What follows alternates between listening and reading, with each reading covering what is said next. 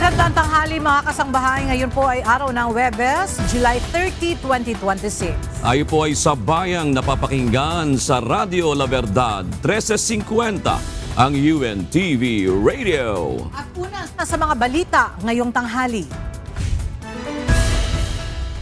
Naghain ng petisyon si Senator Jinggoy Estrada sa 5th Division ng Sandigan Bayan kaugnay sa kanyang kasong plunder. Ito ay ilang araw matapos ipawalang bisa ng korte ang mosyon ni Estrada na magtakda ng piyansa para sa kanyang pansamantalang paglaya. Mula sa Sandigan Bayan may detayang hatid si Dante Amento live.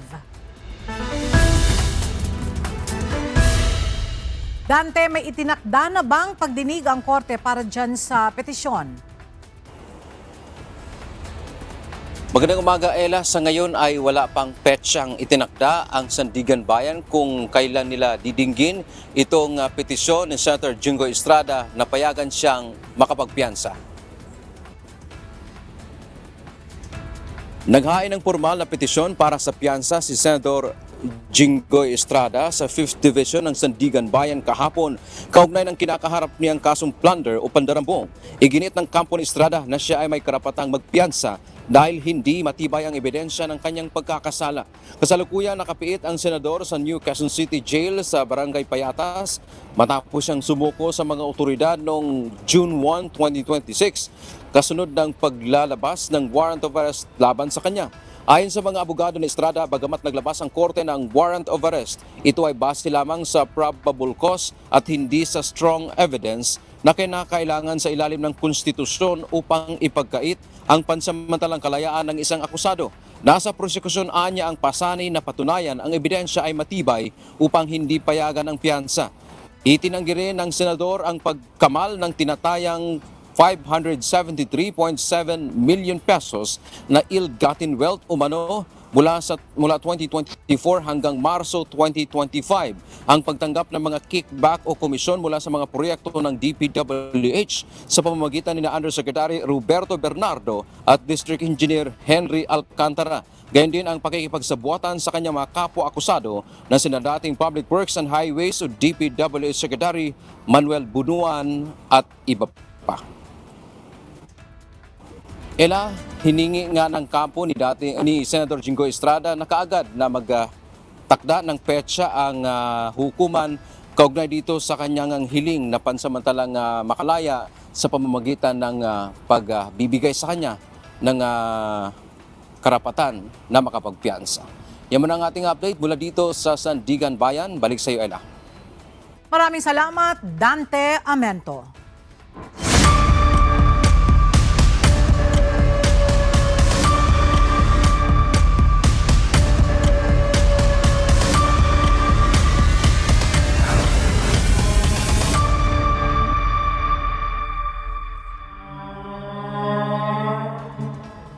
Lost opportunity para sa prosekusyon ang hindi pagpapahintulot ng impeachment court na maituloy ni Representative Laila De Lima ang kanyang opening statement para sa Article 1 ng impeachment trial laban kay Vice President Sara Duterte. Para naman sa depensa, ang ilang bahagi ng naturang pahayag ay maaaring manong makaapekto sa pagiging patas ng paglilitis. Narito ang ulat ni Jed Neresina. Labis ang panghihinayang ng prosecution na hindi nailahad ng buo ni House Prosecutor Laila De Lima ang kanyang inihandang opening statement sa ika-10 araw ng impeachment trial ni Vice President Sara Duterte. Ayon sa iba pang kapwa tagalitis na sina Representative Lawrence Defensor at Representative Zia Alonto Adjong, ang naturang pahayag sana ang magbibigay linaw kung bakit nila nais mapanagot ang Vice-Presidente sa umano'y malinyang paggamit ng confidential funds. Sayang na hindi natapos ni Congresswoman Laila De Lima ang kanyang introduction to confidential funds kasi sana malinaw ito na nailatag sa mga Pilipinong sumusubaybay kung ano ang kasalanan na gustong patunayan ng prosekusyon at kung anong aabangan na ebidensya para patunayan ito. I think it's a lost opportunity for the public to appreciate and understand fully kung ano po yung magiging premise nung Article 1. It would have been a perfect opportunity para maintindihan ng ating taong bayan itong paglatag ng ebidensya. Para naman sa panig ng depensa, ang binitiwang pahayag ni House Prosecutor De Lima ay posibleng makaapekto sa pagiging patas ng paglilitis. This is with all due respect to Representative De Lima.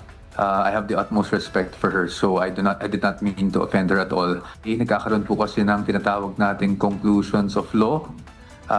Kumbaga, nailalahad na doon yung mga paratang nila at nabibigyan na ng konklusyon na may maling nagawa ang ating Vice Presidente. Paliwanag pa ni Attorney Michael Powa, isa sa miyembro ng defense panel. Layunin lamang nila na maiwasan ang pagkakaroon ng premature judgment ang publiko bago pa man mailahad ng magkabilang panig ang kanilang mga ebidensya. Pag nasa record na, kahit na pa-strike off natin yan, narinig na po ng ating mga kababayan at baka po makondisyon kasi yung mind sa mga kababayan natin, lalong-lalo na hindi pa po tayo naglalabas ng ebidensya ukol dito, kahit yung prosecution at that time wala pong nilalabas na ebidensya at lalong-lalo na dahil ang depensa ay hindi pa rin naglalabas ng aming ebidensya. So yun lang naman po iniiwasan natin. Sinabi ni House Lead Prosecutor at Batangas 2nd District Representative Jervil Luistro na maayos ang kalagayan ni De Lima sa kabila ng pagkaputol ng kanyang talumpati. Inaasahan at pinaghahandaan na rin aniya nila ang posibilidad na maharang ang ilang bahagi ng opening statement dahil nabigyan na ng paalala ang prosecution na iwasan ang pagbibigay ng mga konklusyon sa kanilang opening statement. I think she anticipated that even during the start because she was forewarned at the onset about not making conclusion of fact and conclusion of law. Apparently nga, paborito ko yun making conclusion of fact and conclusion of law because we are the prosecution, no? But we perfectly understand the position of the presiding officer and even Congresswoman Laila De Lima equally understands that kasi kausap ko na siya kanina. She's very much fine. Jedne Resina, UNTV News and Rescue. Diyos ang aming sandigan, serbisyo publiko ang aming pinahahalagahan. Hindi nagsagawa ng cross-examination ng defense team para sa unang testigo ng prosekusyon sa umunoy maanumalyang paggastos ni Vice President Sara Duterte ng kanyang confidential funds. Sa panig ng depensa, hindi na dapat sinasayang ang oras para sa mga tanong na di na kailangan. May ulat si Evan Alvarez. Walang cross-examination na nangyari para sa unang testigo ng prosecution na si former Land Bank Department Manager Violeta Constantino para sa Article 1 o umano'y maanumalyang paggamit ng confidential funds ni Vice President Sara Duterte sa pagpapatuloy ng impeachment trial. Si Constantino ang nakasaksi sa encashment ng 4 na tseke para sa confidential funds ni VP Duterte. Ayon sa defense spokesperson at siya ring counsel na naka-assign para sa cross-examination na si Attorney Michael Powa, wala itong nakitang issue sa testimonya ng testigo na kailangang himayin pa. Wala namang questionable, wala namang damaging na nailabas ang ating witness at regular lang naman na yung witness ay nag-identify ng mga cheque at hindi naman natin kino-question yun. So I didn't want to prolong the proceedings and be petty by asking questions pa kung hindi naman kinakailangan. Samantala, sa pag-cross-examine naman sa ikalawang testigo na si Nanita Campuzano, dating branch manager ng Land Bank sa Department of Education, 2 maikling tanong lamang ang tinanong ng depensa. Si Campuzano ang nangasiwa sa pag-encash ng 37.5 million pesos na confidential funds sa DepEd noong kalihim pa dito ang bise. Nagpaliwanag si Powa kung bakit hindi niya masyadong binigyang pansin ang pahayag ng bank manager na unusual o hindi pangkaraniwan ang transaksyon. Well, kasi yung unusual para sa akin, that's the opinion ng bank manager. I don't see how it will affect the case. Hindi naman siya matter at issue dito. Hindi naman kine-question yung validity noong encashment, diba? So, I thought it was petty, no? For us to even dwell on that. Sa halip, ang tinutukan ng defense sa cross-examination ay ang paglabas ng testigo sa fire exit upang maalis ang anumang negatibong interpretasyon sa paglabas ng bangko sa pamamagitan ng backdoor. Samantala, para sa mga susunod na witness mula sa Commission on Audit o COA, inaasahang mas magiging komplikado dahil posibleng mas maraming tanong ang ilatag ng prosecution. Sa amin naman po, hanggat makakaya, kung pwede namang hindi na questionin ng mga bagay-bagay in terms of official documents, etc. Hindi na ko rin naman po gagawin, hindi na nang gagawin ng defense team. Paglilinaw ni Attorney Poa, hindi ito nangangahulugang sumasang-ayon ang depensa sa lahat ng testimonya. Pananaw ng defense, hindi lahat ng bagay ay kailangang pagtuunan ng mahabang cross-examination, lalo na kung wala naman itong direktang kaugnayan sa pangunahing isyong dapat pagtuunan sa impeachment trial. Evan Alvarez, UNTV News and Rescue. Diyos ang aming sandigan, serbisyo publiko ang aming pinahahalagahan. Hindi na nagulat ang prosekusyon sa hindi pagsasagawa ng cross-examination ng defense team sa unang testigo para sa article of impeachment na confidential funds misuse, misappropriation at irregular liquidation. Ayon naman sa isang House Prosecution Panel member, appetizer pa lamang ang testimonya ng unang dalawang testigo ng prosekusyon sa naturang article. May ulat si Rosalie Coz. Kung si House Lead Prosecutor at Batangas 2nd District Representative Jervin Luistro ang tatanungin, inaasahan na niya ang hindi pag-cross-examine ng Defense Counsel ni Vice President Sara Duterte sa unang dalawang testigo ng prosekusyon sa Article of Impeachment na confidential funds misuse, misappropriation at irregular liquidation. Pinatotohanan ni Violeta Constantino at Nenita Camposano, dating branch manager sa Land Bank of the Philippines Shaw Boulevard at DepEd branches ang encashment ng nasa ilang daang milyong pisong halaga ng tseke para sa confidential funds ng Office of the Vice President mula 2022 hanggang 2023 at Department of Education noong 2023. Ipinahayag din ng mga itong unusual o hindi pangkaraniwan ang encashment ng nasa 112.5 million pesos at 37.5 million pesos na mga halaga ng tseke. Ako hindi ako na-surprise because the subject matter of the testimony is the encashment of the check and it is completely documented, no? So how else will you conduct a cross-examination on this witnesses who are merely testifying on the process that was done concerning the encashment? Ayon naman sa Defense Counsel ni VP Duterte na si Attorney Michael Poa, nilimitahan nito ang cross-examination sa witnesses ng prosekusyon sa Day 10 ng impeachment trial bilang bahagi ng legal strategy. Nagpasalamat si House Prosecution Panel member at Iloilo 3rd District Representative Lawrence Defensor kaugnay nito. Yun sana ang gusto natin, na maintindihan ng mga tao sa simpleng pamamaraan na hindi natin kailangang palawigin pa. So maraming salamat. Itinuturing din ng kongresistang appetizer pa lang ang naging testimonya ng dalawang dating Land Bank branch managers. So sa palagay namin, mahusay na simula ito, na sa simula't simula pa lang, ang mga bangko na pinaggalingan ng 612.5 million na cash ay unusual. And like I said, unusual is the perfect start for confidential funds. Sa susunod na linggo, uupo naman sa witness stand ang dalawang opisyal ng Commission on Audit o COA. Kaugnay ito ng audit sa ginawang paggasto sa confidential funds ng Office of the Vice President at Department of Education nang ang Vice Presidente pa ang kalihim nito. Rosalie Coz, UNTV News and Rescue. Diyos ang aming sandigan, serbisyo publiko ang aming pinahahalagahan. Hindi pa rin napag-uusapan sa Senado ang issue kaugnay ng pagpayag na makadalo sina Senator Rodante Marcoleta at Senator Jinggoy Estrada sa impeachment trial ni Vice President Sara Duterte. Ayon sa liderato ng Senado, wala pa silang natatanggap na formal request mula sa kampo ng dalawang senador hinggil dito. Narito ang report ni Jed Naresina.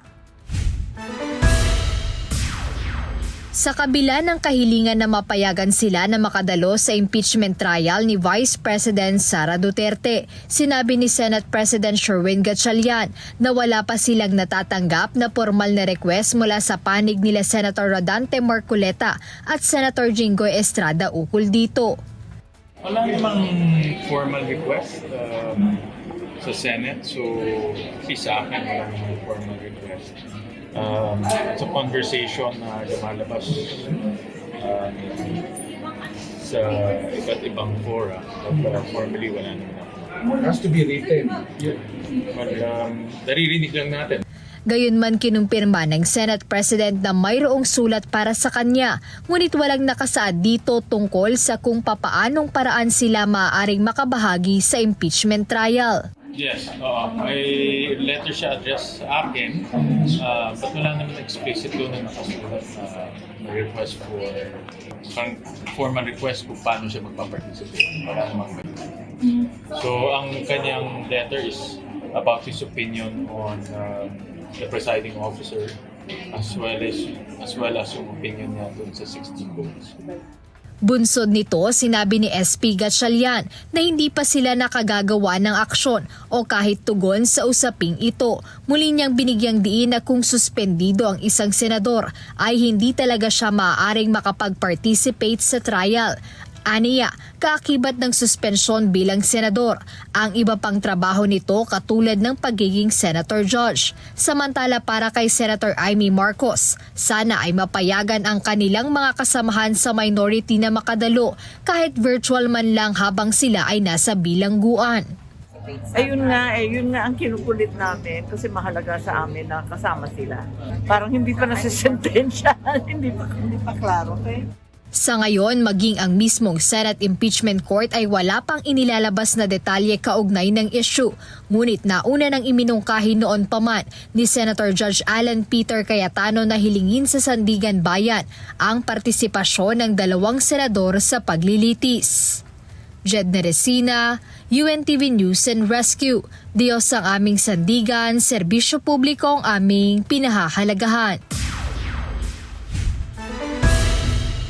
Naisumite na sa Senado ng Bureau of Internal Revenue ang tax records ni Vice President Sara Duterte. Ngayong araw ng Huwebes, July 30, ang deadline ng Senate Impeachment Court para maisumite ang mga dokumento. Gayon din ang bank records at Anti-Money Laundering Council records ng Vice Presidente at asawang si Atty. Manasseh Carpio. Kinumpirma naman ni Bicol Saro Party List Representative Terry Ridon, isa sa House Prosecution Panel member na naglabas ng authorization si Pangulong Ferdinand Marcos Jr. para sa release ng partikular na tax records. Ebidensya mga ito sa Article of Impeachment ng unexplained wealth o hindi umano maipaliwanag na yaman ng Vice Presidente. Sa kabila ng kanilang pagkakakulong, binigyan pa rin ng komite sa Senado sina Senators Rodante Marcoleta at Jinggoy Estrada. Itinalaga bilang chairperson ng Committee on Electoral Reforms si Senator Estrada habang si Senator Marcoleta ang itinalagang mamuno sa Committee on Tourism. Ayon kay Senate President Sherwin Gatchalian, ang mga vice chairperson ng mga nasabing komite ang mamumuno sa mga pagdinig habang nakadetine ang 2 senador. Ipiniliwanag naman ni Senate President Pro Tempore Tito Soto III na karaniwang may nakatalagang komite ang bawat senador dahil dito nanggagaling ang pondo para sa mga empleyado ng kanilang tanggapan. Samantala, itinalaga rin si Senador Mark Villar sa Committee on Banks, Financial Institutions and Currency sina Senador Robin Hood Padilla sa Committee on Cultural Communities and Muslim Affairs at Committee on Public Information and Mass Media at si Senador Loren Legarda sa Committee on Culture and the Arts at Committee on Civil Service, Government Reorganization and Professional Regulation. Si Senador Pia Cayetano naman ang mangunguna sa Committee on Sustainable Development Goals, Innovation and Futures Thinking. Senador Camille Villar sa Committee on Government Corporations and Public Enterprises at si Senador Bongo sa Committee on Sports at Committee on Youth. Ibinigay naman kay Senador Amy Marcos ang pamumuna sa Committee on Cooperatives at itinalaga rin siya bilang Deputy Minority Leader. Tinutulan ng palasyo ang pag-asalarawan ni Senator Alan Peter Cayetano sa kanyang mga kasama na sina Senator Rodante Marcoleta at Senator Jinggoy Estrada bilang umano'y mga political prisoner. Sa kanyang Facebook Live, sinabi ni Senator Cayetano na ginagamit niya ang Department of Justice at Office of the Ombudsman bilang mga sandata upang isulong ang mga interes sa politika gaya ng nangyari kay Senator Estrada at Senator Marcoleta na kapwaan niya mga political prisoner. Buwelta naman ng Malacanang, hindi ito ang paniniwala ng Sandigang Bayan. Kung yan po ang kanyang paniniwala, hindi naman din po siguro to ang paniniwala ng Sandigan Bayan. Iba ang kanyang pananaw, iba rin naman ang pananaw ng mga korte. At sinasabi niya dapat ay ma-bail out sila or mabigyan ng pagkakataon na mag-post ng bail. Hindi po kay Senator Alan Cayetano ang pagpapasya. Nasa korte, nasa Sandigan Bayan. So kung ano man ang mga kanyang binanggit, kung yan ang paniwala niya political motivation, maaari naman po siguro siyang tumayo na lawyer sa dalawa para ito'y mapatunayan. But definitely, may mga ebidensyang nakita. Itinuturing na waste of time o sayang sa oras ni Palace Press Officer Undersecretary Claire Castro ang mga komento ni Vice President Sara Duterte sa ikilimang State of the Nation Address ni Pangulong Ferdinand Marcos Jr. Ayon kay Yusek Castro, isaan niyang mangmang ang taong walang alam sa programa ng Pangulo na kanyang iniulat sa bayan. Naunang sinabi ni VP Sara na waste of time din ang panonood ng SONA ni PBBM. Parang ito po yung waste of time, sagutin, dahil sa walang basihan at walang kakwenta-kwentang mensahe. Alam po natin na lahat ng ito ay kasinungalingan. Tinatalakay ngayon sa House Committee on Ways and Means ang iba't ibang mga issue para sa panukalang reforma sa buwis. Inunang makipagpulong ng komite sa Bureau of Customs na siyang kumukolekta ng mga buwis mula sa mga importers. Ang detalye sa report ni Evan Alvarez live. Evan, ano ba ang gusto munang malaman ng House Committee on Ways and Means bago simulan ang pagtalakay sa mga reforma sa buwis?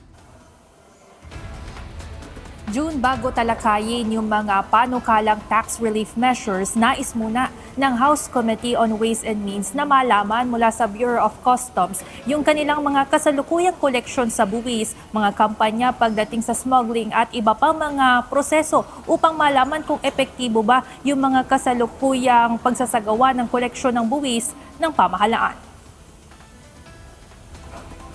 Isa sa binida ni Pangulong Ferdinand Marcos Jr. sa kanyang State of the Nation Address o SONA nitong nakaraang Lunes ang mga panukalang pagpapalawak ng tax relief package, kabilang ang planong itaas sa 350,000 pesos ang annual income tax exemption. Kaugnay nito, nagsasagawa na ng pagdinig ang House Committee on Ways and Means para paghandaan ang mga naturang pagrerepaso. Para kay Committee Chairperson Marikina 2nd District Representative Miro Kimbo, bago magpasya ang Kamara sa mga bagong panukalang batas, maiging makausap muna ang Bureau of Customs upang malaman ang lagay ng koleksyon ng buwis sa buong bansa.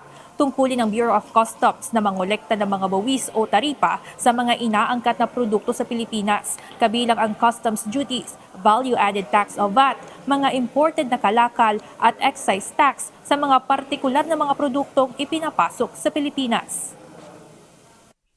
Before we deliberate on the tax proposals, I believe that it is only prudent that we review how our revenue collecting agencies are performing. After all, any discussion on tax policy must be grounded on the performance and effectivity of how our government agencies collects revenues under our laws. Kasama sa mga hiniing ulat ng komite ay ang koleksyon ng BOC mula 2025 hanggang 2026, kasama ang mga buwis at taripa sa mga pangunahing inaangkat na produkto tulad ng langis, tabako, alak, bigas, karne, asukal at iba pang agricultural products. Kasama rin sa report ang mga hakbang ng DOC sa pagpapabilis ng trade facilitation at pagpapalakas ng enforcement laban sa smuggling, maging mga proyekto sa modernisasyon at automation ng ahensya. Binigyan diin ni Congressman Kimbo na dapat nakabatay sa aktual na datos ang mga obserbasyon, ang mga susunod na hakbang ng Kongreso pagdating sa tax relief measures. Jud, inaasahan ng House Committee on Ways and Means na magiging batayan ang mga impormasyong ito pagdating sa mga gagawing pagtalakay sa mga panukalang batas para ibsan yung mga buwis na pinapasa ng publiko habang hindi naman nakokompromiso yung tax collection ng pamahalaan. Yan muna ang update. Balik sa inyo dyan, Jud. Maraming salamat, Evan Alvarez. Matapos ang State of the Nation address ni Pangulong Ferdinand Marcos Jr. kung saan inanunsyo niyang matanggal ang system loss charge na nasa electricity bill, nagsagawa agad ang Senate Committee on Energy ng pagdinig para rito. Mula sa Senado, may detalye si Jed Naresina live. Jed, ano ang agenda ng Senate Committee on Energy sa kanilang pagdinig ngayong araw? Ela agad tinalakay nga rito sa Senado yung ilang panukala na inaasahang magpapababa sa singil sa kuryente. Kasunod ito ng binanggit ni Pangulong Ferdinand Marcos Jr. sa kanyang ikalimang State of the Nation address na alisin na yung systems loss dito sa electricity bill ng mga consumer. 2 araw matapos banggitin ni Pangulong Ferdinand Marcos Jr. na nais niyang pababain ang singil sa kuryente, nagsimula kaninang umaga ang pagdinig ng Senate Committee on Energy upang talakayin ang mga hakbang para maisakatuparan ito. Ayon kay Senate Committee on Energy Chairperson Senator Erwin Tulfo, pag-aaralan nila kung paano gagawin ito nang hindi naman nagkokompromiso ang operasyon ng mga power distributor. Narinig naman po natin sa SONA po ng Pangulo at isa sa mga prioridad na ikinasa sa lalong madaling panahon ang pagtanggal o pagbaba sa systems loss na sinisingil sa ating mga consumers. Sa akin, mas mainam na tanggalin na yan upang mabawasan ang pasanin ng ating mga kababayan. Ito po yung gusto po ng Pangulo. But I also understand that this has repercussions not only to government revenue, but also to the power industry as a whole. Gate ni Senator Tulfo na mayroong nakapaloob sa systems loss na hindi dapat ipasa sa mga consumer, gaya na lang ng non-technical losses na dulot ng jumpers, pilferage at illegal connections na inihalin tulad niya sa isang tindahan na pinagbabayad ang customer para sa shoplifting o pagnanakaw ng empleyado. Samantala, dumalo rin sa nasabing pagdinig ang chairman ng Committee on Finance na si Senator Joseph Victor J.V. Ejercito. Iginiit niya na hindi dapat bayaran ng ordinaryong mamamayan ang mga pagkalugi na bunga ng lumang infrastructure o kawalan ng kahusayan sa operasyon ng mga kumpanya. Mataas po ang presyo ng bilihin, mataas ang presyo ng kuryente. Lahat tayo umaaray na nitong mga huling buwan dahil sa electric bills natin. But consumers faithfully pay for every kilowatt hour of electricity they consume. They should not be made to pay for losses arising from outdated infrastructure or operational inefficiency that are entirely beyond their control. Una nang nagpahayag ng suporta ang Energy Regulatory Commission sa planong pagtatanggal ng systems loss charge sa electricity bill para sa kapakanan ng mga customer. Samantala, tiniyak ni Meralco Chairman at Chief Executive Officer Manny Pangilinan na handa silang makipagtulungan sa pamahalaan sa planong ito. Gayunman, kinwestiyon niya kung sino ang sasagot sa gastos kapag tuluyang inalis ang system loss charges sa mga bayarin sa kuryente. Ela, sa mga oras na ito, nagpapatuloy itong pagdinig ng Senate Committee on Energy at ipinaliwanag na dito sa nasabing pagdinig ng Energy Regulatory Commission kung ano-ano yung mga charges na naka-breakdown doon sa mga electricity bill ng mga customers at kung ano itong mga sinisingil nga. At binanggit din kanina sa nasabing pagdinig or tinatalakay dito sa nasabing hearing kung ano yung pwedeng magawa ng pamahalaan kapag inalis itong systems loss para hindi rin naman maapektuhan yung operations ng mga distribution utilities. So ayan muna ang update mula rito sa Senado. Balik sa inyo, Ella. Maraming salamat, Jed Naresina. Hindi pa rin kumbinsido si Vice President Sara Duterte na mayroong jurisdiction ang International Criminal Court para litisin ang kanyang amang si dating Pangulong Rodrigo Roa Duterte. Inihayag niya ito sa isinasagawang Free Duterte Now rally sa labas ng ICC sa The Hague, Netherlands. Alamin natin ang detalye kay JP Nunez. Mapayapang nairaos ng Duterte supporters ang kanilang Free Duterte Now rally sa harap ng International Criminal Court kahapon, July 29. Dito sila nagtipon upang sabay-sabay na ipanawagan na palayain si dating Pangulong Rodrigo Duterte na kasalukuyang nakabilanggo sa ICC dahil sa kasong Crime Against Humanity. Maraming salamat sa oras ninyo. Napakainit pero nandito kayo at mainit ang inyong suporta kay dating Pangulong Rodrigo Duterte. Duterte! Duterte! Bring him home! Bring him home! Yes! Bring him home! Present sa naturang rally ang anak ni FPRRD na si Vice President Sara Duterte.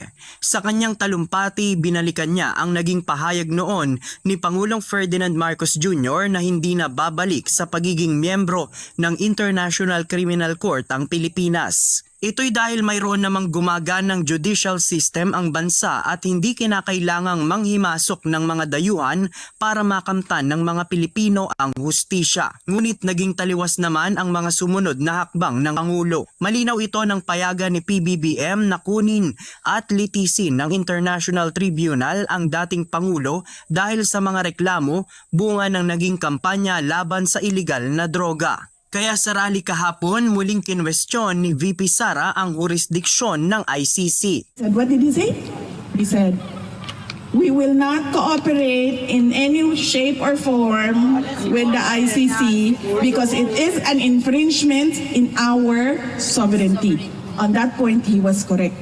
Because our judicial courts are functioning. The only correct thing that Marcos did or Marcos said about ICC, but his left hand was doing other negotiations. Para sa pangalawang Pangulo, nangangahulugan nito na tila kawalan ng hustisya para sa mga Pilipino. So where is the justice in all this?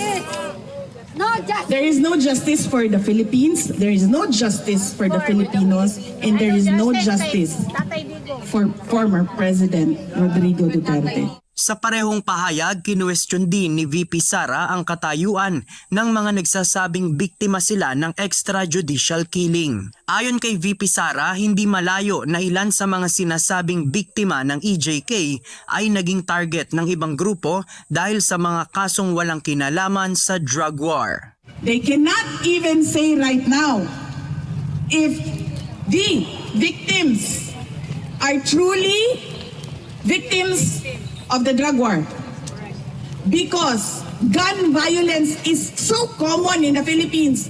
I have a husband. My husband has a mistress. I can hire a gunman for 5,000 pesos to kill the mistress. JP Nunez, UNTV, News and Rescue. Diyos ang aming sandigan, serbisyo publiko ang aming pinahahalagahan. Sisimulan na ng Department of Public Works and Highways at Manila City Local Government Unit ang pagpapalawak ng drainage system sa bahagi ng Espanya Boulevard upang hindi na maulit ang naranasan na matagal ng paghupa ng tubig baha. Mula sa Maynila, ang detalye hatid ni Benedict Samson live. Benedict, kailan sisimula ng DPWH at Manila City LGU ang pagpapalawak ng drainage system dyan sa Espanya Boulevard? Magandang tanghali, Ella. Inaasahan nga na sa buwan ng Setyembre, uumpisahan ng Department of Public Works and Highways itong pagpapalawak ng drainage dito sa Espanya Boulevard. Ayon kay Secretary Vince Dizon, hindi dapat tumagal ang proyektong ito lalo't naiipon ang tubig sa mga kalsada tuwing malakas ang ulan. Ininspeksyon kaninang umaga ni Secretary Dizon at Manila City Mayor Francisco Isko Moreno Dumagoso ang bahagi ng Espanya Boulevard sa Maynila kung saan ay ulat ang naranasang pagbaha noong nakaraang linggo dahil sa malakas na buhos ng ulan. Dito nakita ng dalawang opisyal na maliit at luma na ang naturang lagusan at daluyan ng tubig. Kaya sa lalong madaling panahon ay sisimulan na ng DPWH at Manila City LGU ang pagpapalaki ng kanal. Merong mangyayaring mga major construction dito in the coming months starting September. No, meron tayong 4 na cross drain na gagawin mula dito sa side nito papunta doon. 4, no? In-approve na ng City Hall yan, no, para yung tubig na naiipon makatawid pababa papunta sa mga pumping station natin. Ayon kay Mayor Isko Moreno, nagsisilbi umanong catch basin ang Maynila ng tubig ulan at lupang tinatangay galing sa mountainous area.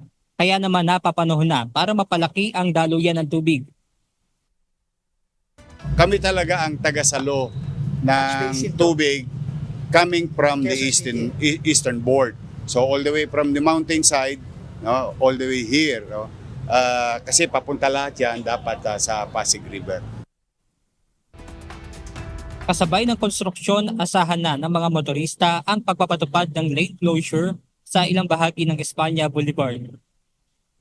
Kaya humihingi naman ng paumangkin ang Manila City LGU at DPWH sa posibleng maging abalang idulot nito nga pagsasagawa nitong pagpapalawak ng drainage at dito nga sa Espanya Boulevard. Kaya muna ang ating update mula rito sa Maynila. Balik sa inyo dyan, Ella. Maraming salamat, Benedict Samson. Nananatiling stable ang power transmission services sa Southwestern Mindanao ayon sa National Grid Corporation of the Philippines o NGCP. Ito'y sa kabila ng magkasunod na lindol na magnitude 5.5 sa Sarangani, Davao Occidental at 5.3 magnitude na lindol sa Balut Island sa kaparehong bayan bandang alas 9 kagabi. Ayon sa NGCP, walang napaulat na nasirang transmission facilities sa mga lugar na naapektuhan ng lindol.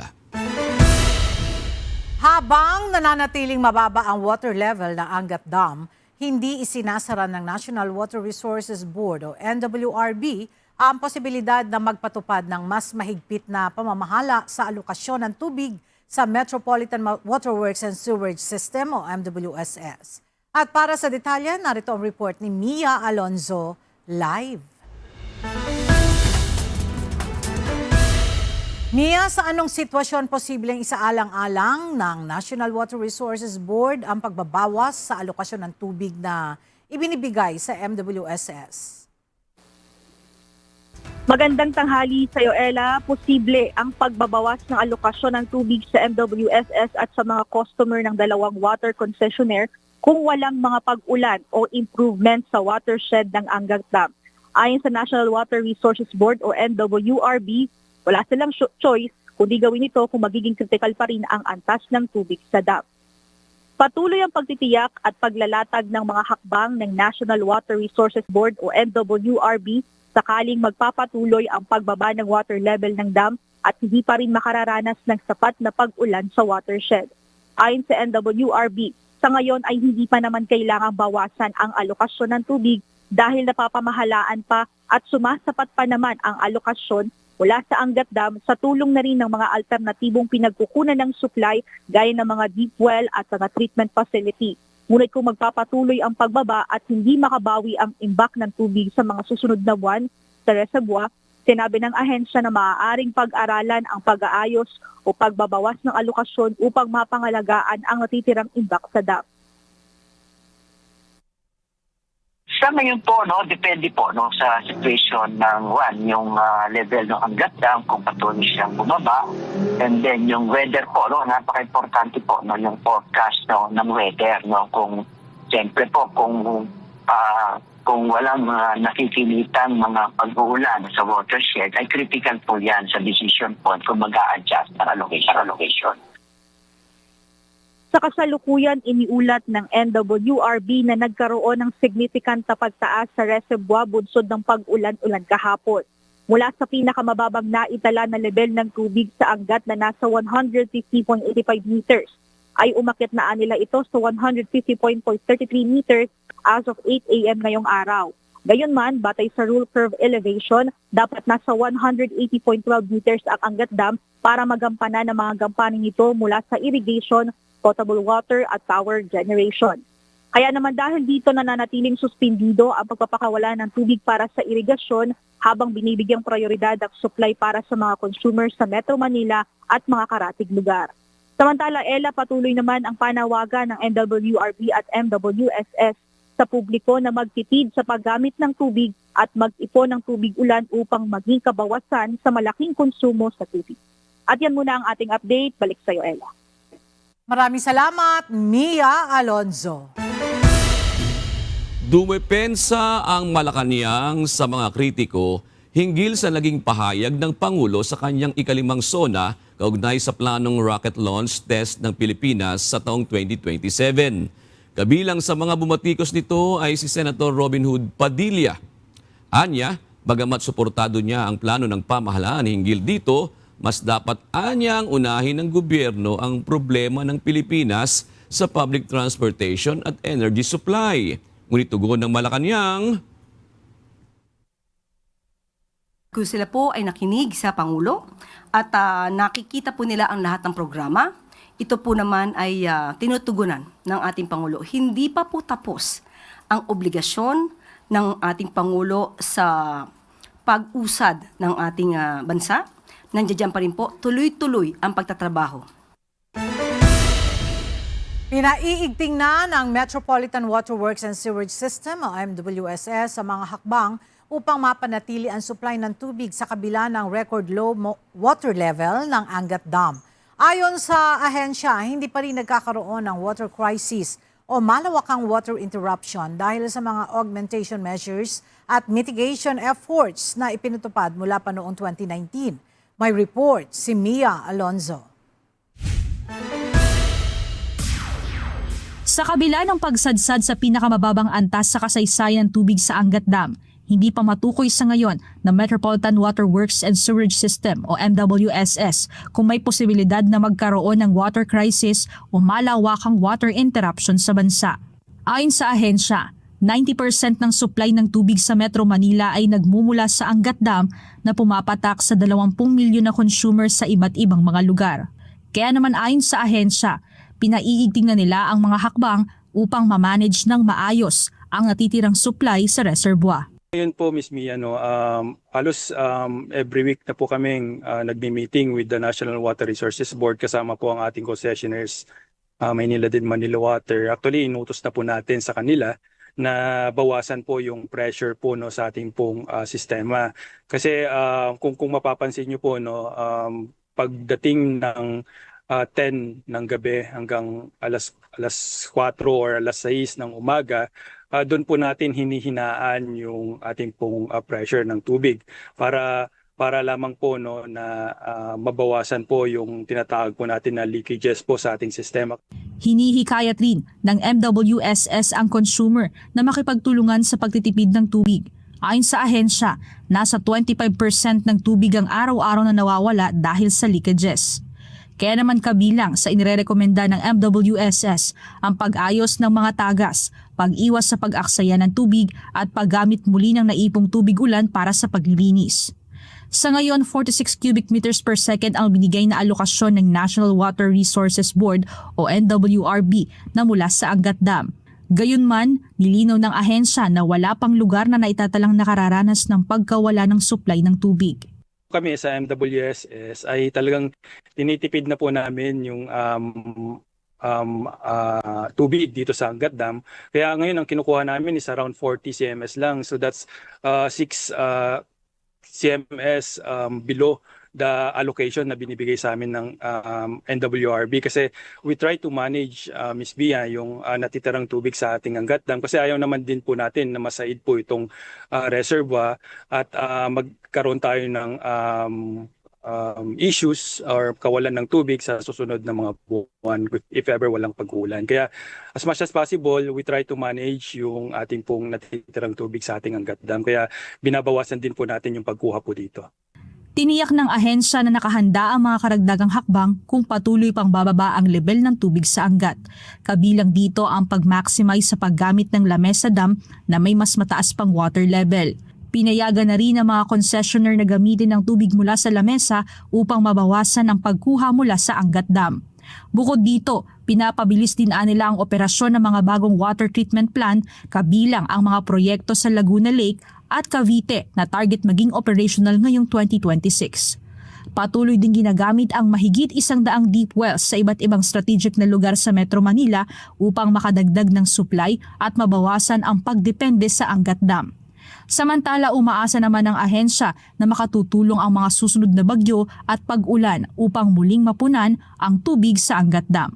Mia Alonso, UNTV News and Rescue. Diyos ang aming sandigan, serbisyo publiko ang aming pinahahalagahan.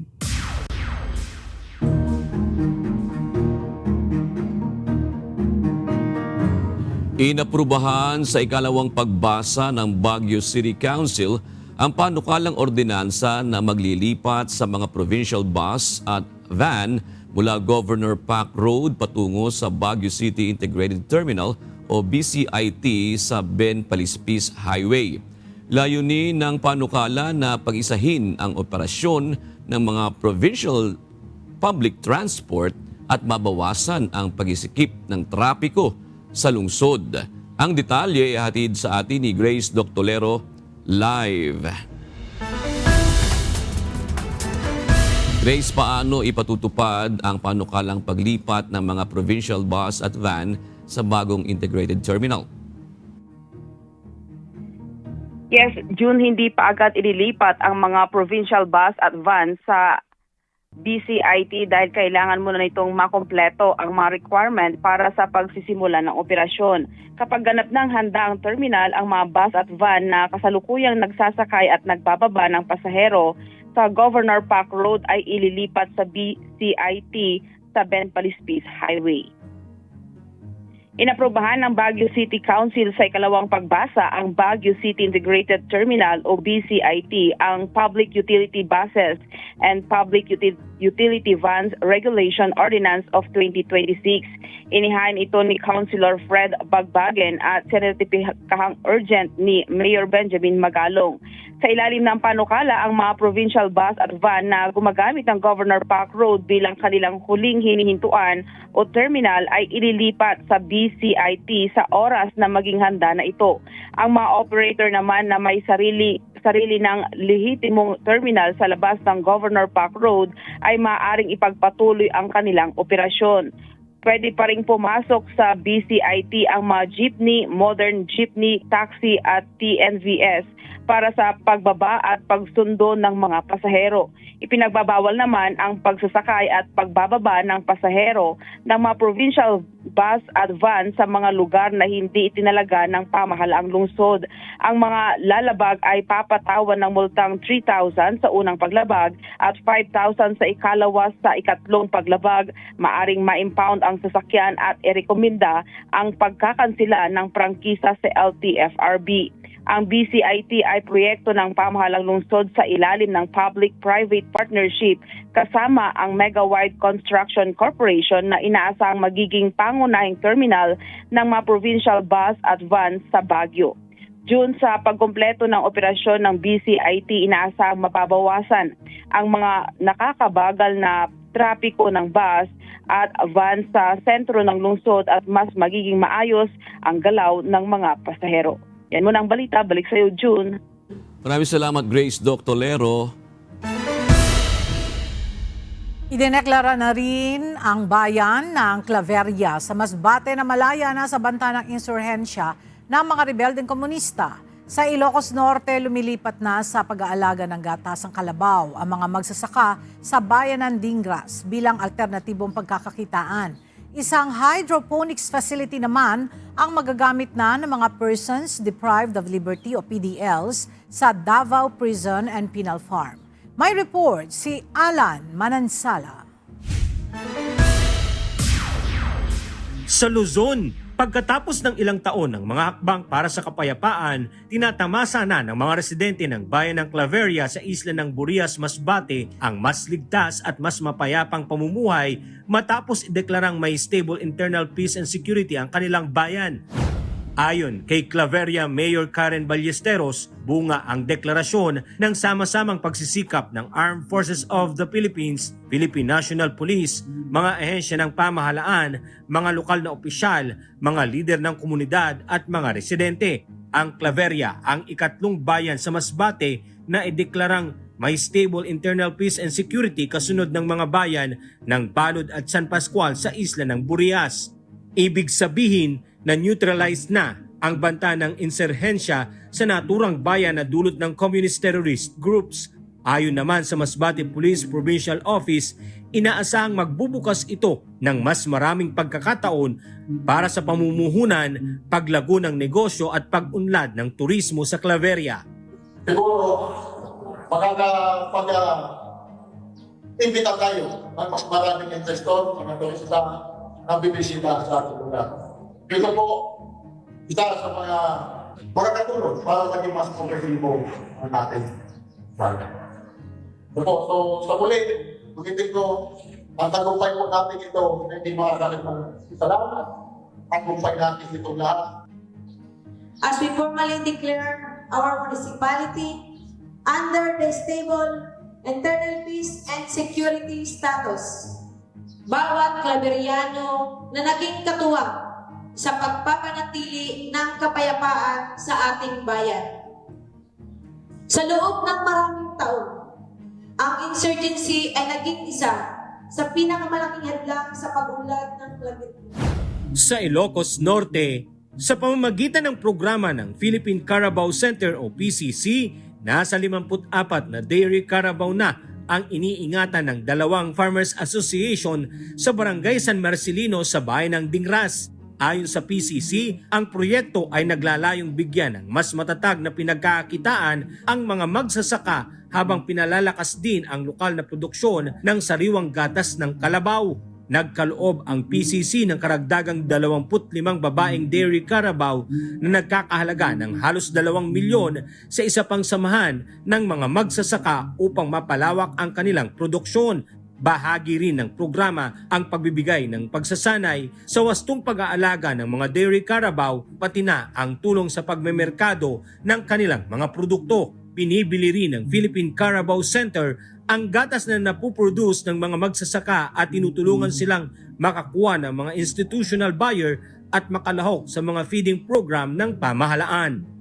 At sa Mindanao, formal nang itinurn over ng Department of Agriculture Davao Region ang 1.49 million pesong greenhouse at hydroponics facility sa Davao Prison and Penal Farm sa Braulio E. Duhali, Davao del Norte. Ayon sa DA, gagamitin ang pasilidad sa pagpapalakas ng produksyon ng mga gulay sa pamamagitan ng climate-smart at resource-efficient farming technologies na maaaring magamit sa buong taon. Bahagi rin ito ng Reformation Initiative for Sustainable Environment, Agriculture for Food Security o RISE project na layuning bigyan ng makabagong kaalaman at kasanayan sa pagsasaka ang mga PDL bilang paghahanda sa kanilang muling pakikisalamuha sa lipunan.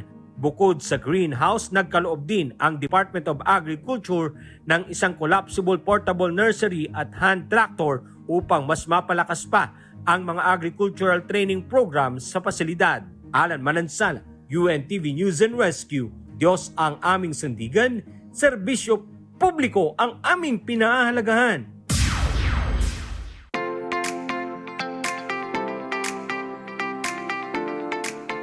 Sumailalim sa mas intense na training sa pagtugon sa emergency situations ang mga UNTV News and Rescue Responder sa isinagawang Rescue Summit ngayong taon.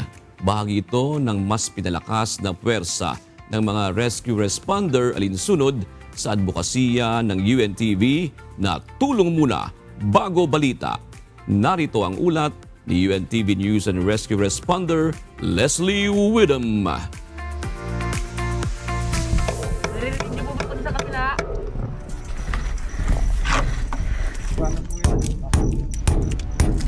Tinamaan po ng bato sa dibdib. Taas na po. Ready, 1, 2, 3, push. Up, 1, 2, 3. Yeah, kalala kayo. Sumabak sa iba't ibang senaryo ang mga responder na lumahok sa UNTV News and Rescue Summit 2026 na ginanap sa KDR Adventure Camp, Orani, Bataan mula July 26 hanggang July 28. Pangunahin sa kanilang pagsasanay ay ang paraan ng pagliligtas sa maraming biktima ng pagguho ng mga gusali na resulta ng isang malakas na lindol. Scuba, kailangan dito. Ang bigat niya sa ano. Higpit mo nga to. Sir, makakagalaw ka ba? Makakagalaw po, masakit po yung dibdib. Makakagalaw. Bukod dito, sumailalim rin sila sa Mass Casualty Incident Management, Disaster Management at Planning, Collapse Structure Search and Rescue, High Angle Rescue at iba't ibang praktikal na kasanayan na mahalaga sa mga operasyon ng pagliligtas sa panahon ng sakuna o emergency. Patuloy na binubuo ang kumpiyansa ng mga responder pagdating sa height. Dahil sa high angle rescue, ito ay isang kritikal at hindi maiiwasang parte o bahagi ng isang rescue operation. Sa pamamagitan ng kasanayang ito, mas pinalalakas ang kahandaan ng bawat isang rescue responder upang makapagbigay ng agaran, maayos at makataong pagtugon sa oras ng pangangailangan. Nakakabit na kayo sa line, ano isisigaw nyo? Yung kamay mo bro, hindi kayo nang hawak. Dandahan mo yung release. One uniform, one team, one UNTV News and Rescue ang tema ng ginawang UNTV News and Rescue Summit ngayong taon, kasabay ng National Disaster Resilience Month ngayong Hulyo. Layunin nito na higit pang patatagin ang samahan ng mga responder, hasain pa ang kanilang mga kakayahan at palakasin ang kanilang pagkakaisa at koordinasyon sa harap ng iba't ibang emergency situation at sakuna.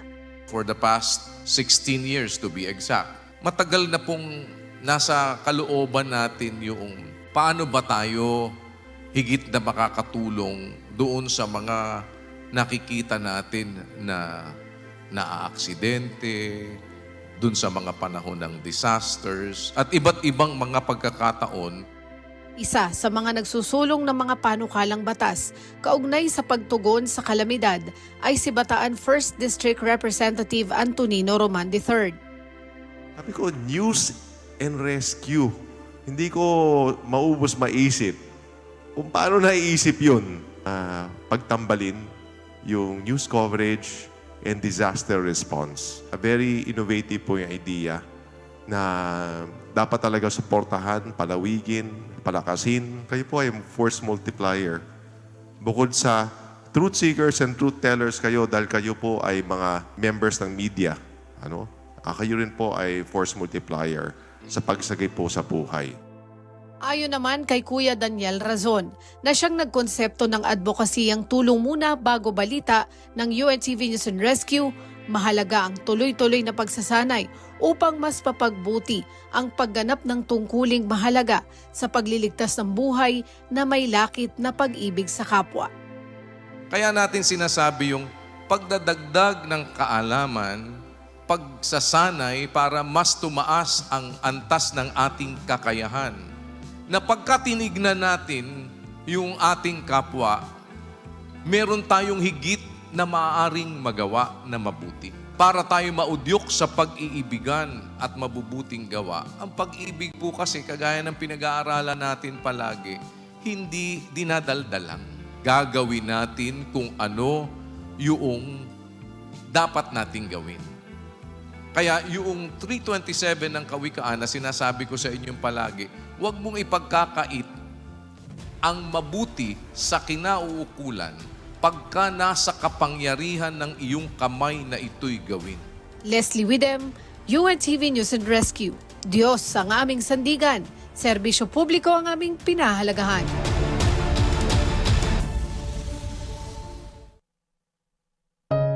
At sa ating iiwang mga salita ng Diyos na ating sandigan, mula sa aklat ng unang Korinto 13:13 na nagsasabi, datapwat ngayoy nananatili ang tatlong ito, ang pananampalataya, ang pag-asa at ang pag-ibig. Ngunit ang pinakadakila sa mga ito ay ang pag-ibig. At yan ang mga balitang aming tinutukan at inaksyonan dahil sa aming pagbabalita, una ang pagkalinga sa kapwa. UNTV C News, may balita saan mang panig ng daigdig. At dito sa UNTV, Diyos ang aming sandigan, serbisyo publiko ang aming pinahahalagahan. Magandang tanghali po.